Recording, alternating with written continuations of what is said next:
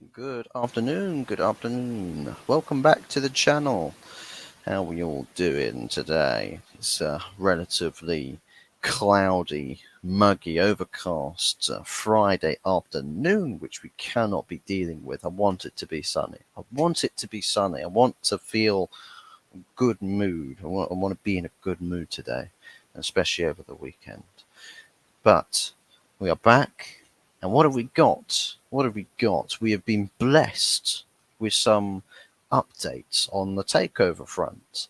The Athletic, the uh, the news outlets, the Athletic FC, via the United Stand on Twitter, as they've compiled all of this information in a string of tweets for me. So thank you very much. You make my life a lot easier in actually just reading through some of the more key bits and pieces of information. Um, but supposedly, the Athletic has been talking about Sheikh Jassim. They've been talking about Sheikh Jassim, and also as well as the Takeover group of the 92 Foundation, and basically one or two sort of minute, minuscule details on whereabouts perhaps this takeover is and how close are we to the takeover being completed. Now, supposedly, we are literally on tipping point for some. Others, we are the furthest thing we can possibly be from a takeover being completed. But we're going to read through what the Athletic has said about Sheikh Jassim, as well as what they've reported with the 9-2 Foundation's bid and what's happening with that. But as of what I know factually right now, is that the group of the 9-2 Foundation does not know anything of what's going on yet, neither does the INEOS bid. No one knows what's going on. We've already established that the INEOS bid from the Bloomberg reports is essentially dead in the water, so that's essentially gone out the window. I forget about it. And Sir Jim is now having to enjoy the riots of Marseille and Nice and all of that stuff going on, wherever it is that he's based in France. I'd imagine it's probably Nice, considering he owns the club there. So his stadium is probably on fire right now. So yeah, go stick your £3 billion investment bid and stick it where the sun don't shine for starters, but also stick it in your actual French club and show some bloody ambition over there, mate. So what have the Athletic said about Sheikh Jassim? So we'll start from the bottom here. So Sheikh Jassim could be difficult to read sometimes, even though he would be chairing meetings at Credit Suisse. I don't even know if that's how you pronounce that word. He would almost appear uninterested. It was not uncommon for him to cross his legs, look away from the table, and start puffing on a cigar. It's probably because man just don't give a flying fuck. When you're that rich, when you are that rich, there's a million things that you stop caring about. And sometimes meetings, little throwaway meetings are probably one of those things. So it's probably where you've noticed him not giving a damn. But anyways, we carry on here. A source, Sheikh Jassim, is potentially acquiring a trophy asset, MUFC. He likes to have nice things, don't we all? We all like to have nice things. I can understand why he wants an asset like Manchester United, because it makes everyone go, that's owned by Sheikh Jassim. Or maybe it's because it's actually something he can interact with, an asset that he can play around with, that he can make it be the most successful thing in the world, and then he can parade it and say, look at how amazing this is. And we will be sat on each of his shoulders saying, yes, it is amazing. It's fantastic. Thank you for noticing us and saving us from infinite despair. Thank you very much, Sheikh Jassim. But carry on here. A former associate of his claims Sheikh Jassim being a lifelong MUFC fan is genuine, adding that he watches every United game. Jassim's view is that the Glazer family have underinvested and that there is a lot to do at Manchester United. I can tell you one thing right now, you're missing a lot of effing and blinding in that statement, because I'll tell you what, if he'd actually said what he feels, I don't think Jay Jassim would be considered for a bid in Manchester United. Um, But yeah, I can guarantee you right now, if once he's got the club, once he's signed it, and he's got everything that like he's the owner. Once he's done that, I reckon something tells me that he will really just absolutely fucking like rip. He will just he will tear every single member of the Glazer family a new one. 100%. I hope he does that, by the way. I really do hope he does that. But their fifth bid. Now, this is going on to the actual takeover stuff.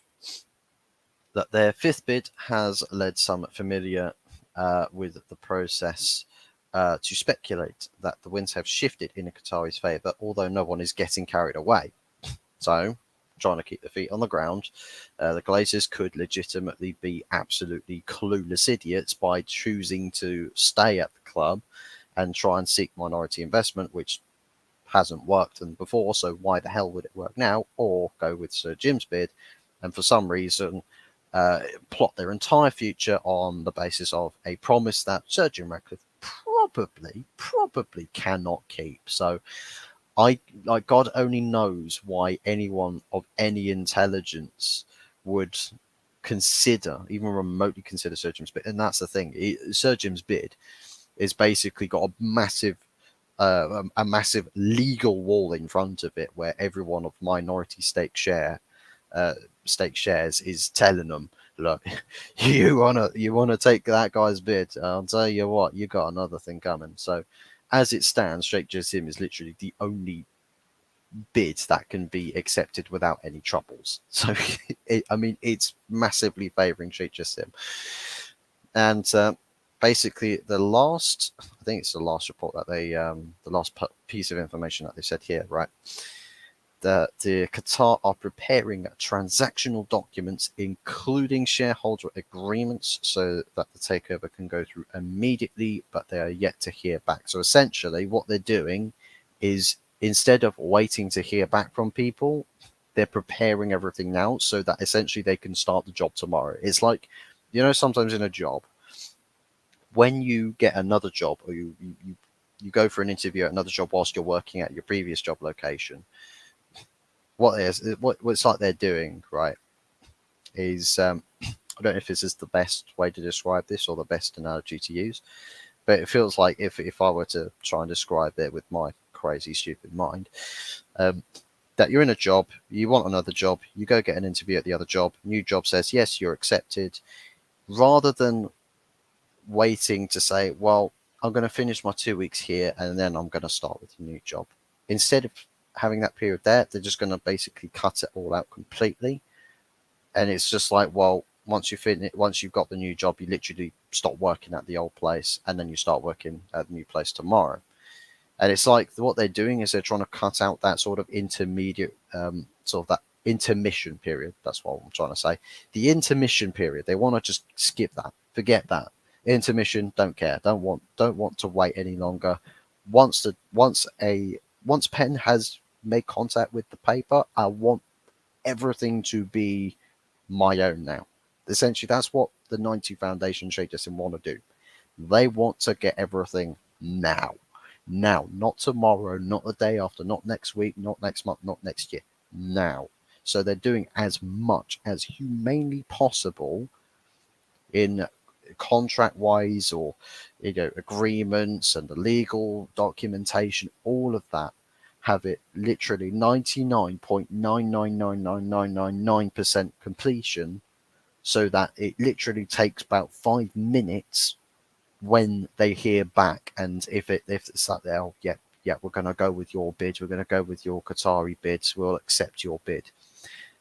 Literally 5 minutes later, they can say, okay, thank you very much, shake of the hands, and that's it. Takeover completed in like the space of 5 minutes. Now, I don't know if that's actually legitimately possible or if that's just wishful thinking. I bloody hope it's possible, because I'd love to just be able to get the sudden breaking news that Qatari are literally just the Manchester United owners. They signed the contract like 10 minutes ago. And they signed the takeover papers and all the documentation is all done. It's all cleared. The Premier League are happy with everything. The FA are happy with everything. The UEFA are happy with everything. Just everything's all done and dusted. Literally like 10 minutes ago. and now they're the owners of Manchester United. I just love that to happen. Just come out of nowhere with it, and everyone can literally just lose their shit. I, I want, I want people hanging off of fucking lampposts and waving Qatari flags. I want people riding camels through downtown Manchester. I don't care how you choose to celebrate. Just celebrate it. Just go absolutely batshit crazy. And that's what I'm looking forward to. That's what I hope happens. I'd absolutely love to jump on board with things like that. Obviously, I'm nowhere near Manchester, but I'm going to be celebrating down this way as well. And we can infinitely toast throughout the nights to a more successful and better future, a debt-free future as well, because the bids shall remove the debts. But we will celebrate the sweet, sweet sound of a Glazer-free Manchester United Football Club. But anyway, that summarises all the reports there from the Athletic. Let me know what you guys think about the takeover. How close do you think we are? I think that there is essentially, well, what Qatar are trying to do is make this as close to tipping point as possible, so that when the dam breaks, they're straight away in through the door, like instantly, as quickly as humanly possible. So it literally just depends on when it is that the Glazers or the Rain Group decide to communicate with with the final decision, and that literally can happen at any time. Now, it's quite possible that they're waiting for the turn of the third quarter, because literally we are at the end of the second quarter, hence the initial funds release and all of that. It's possible that they're waiting for the turn of the third quarter to announce it, to go through with it, to choosing who the bidder's going to be.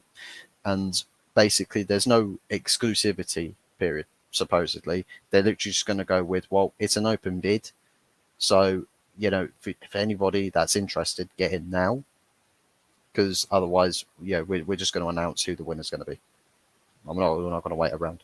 And I think, if like this is the thing with the share price, I'm going to check what the share price is at the moment, actually. Stock share price. So it's currently sat at $24.55. Currently sat at $24.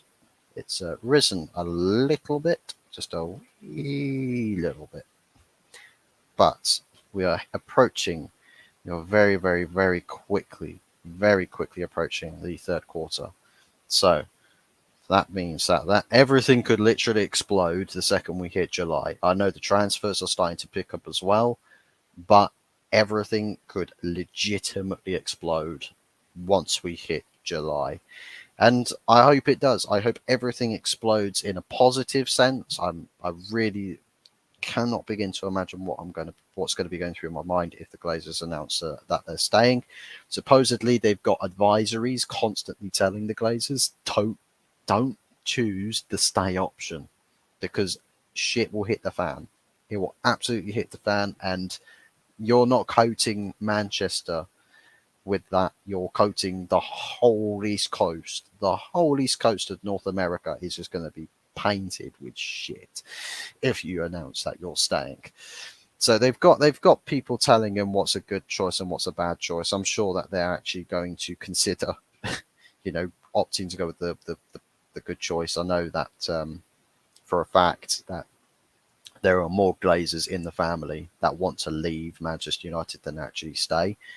And that's what there's infighting basically going on about whether they're staying or going. And supposedly, I reckon Joel and Avram will cave.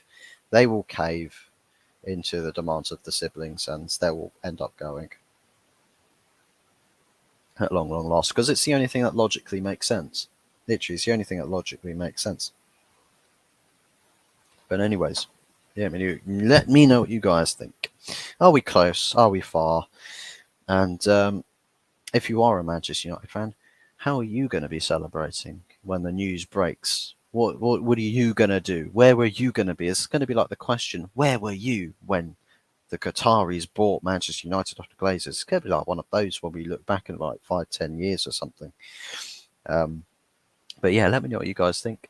Do be sure before you leave to smash a like and drop a subscription if you haven't already.